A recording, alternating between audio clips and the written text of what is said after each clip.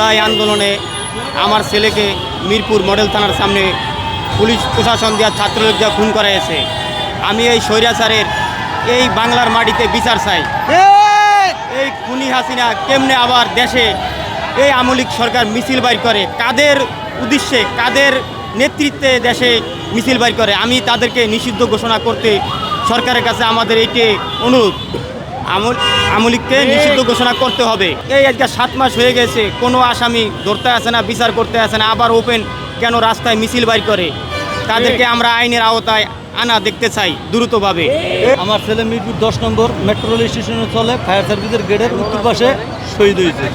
আমরা আজকে রাজপথে দাঁড়াইছি আমাদের ছেলের বিচার চাওয়ার জন্য। আমাদের ছেলেরা কবরে ঘুমায়, খুনিরা বুক খুলিয়া বাইরে হাঁটতেছে, তাদের কোনো বিচার হইতে আছে না।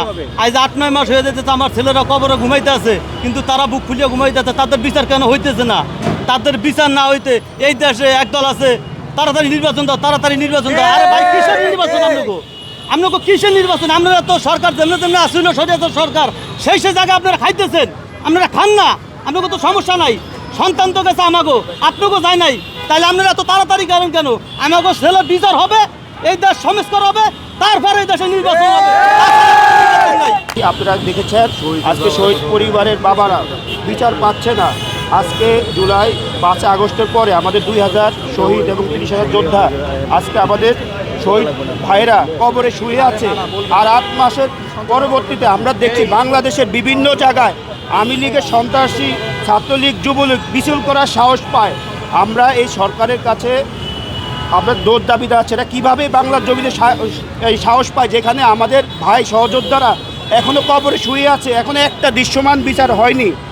আর দৃশ্যমান বিচার না হয়ে এখন কোনো দল নির্বাচন দাবি করছে। এতদিন 15 বছর কোথায় ছিল নির্বাচন? আমরা আগে চাচ্ছি গণপরিষদ নির্বাচন, সংস্কার, বিচার। আওয়ামী লীগকে চিরতরে এই বাংলার জমিনে রাজনীতির যত কার্যক্রম সব নিষিদ্ধ করার দাবি জানাচ্ছি। নিষিদ্ধ করতে এবং করতে হবে। তাহলে আমাদের এই 2024-এর যোদ্ধা, শহীদ পরিবার, শহীদ ভাই, আমাদের সহযোদ্ধাদের সাথে বেইমানি করা হবে। যারা রক্তের সাথে বেইমানি করবে তারা এই বাংলার জমিনে রাজনীতি করার সুযোগ পাবে না। আমরা বলতে চাই এই জায়গাতে অনেক ভাই বোন শহীদ হয়েছে, কিন্তু আমরা এই ইন্টারিম সরকারকে দেখছি তারা গড়িমসি করতেছে, বিভিন্নভাবে এই বিচারকে ব্যাহত করতেছে। আমরা এর তীব্র নিন্দা জানাই এবং যাতে খুব সুন্দরভাবে খুব তাড়াতাড়ি দৃশ্যমান বিচার যেটা হয় সেটা আমরা চাই।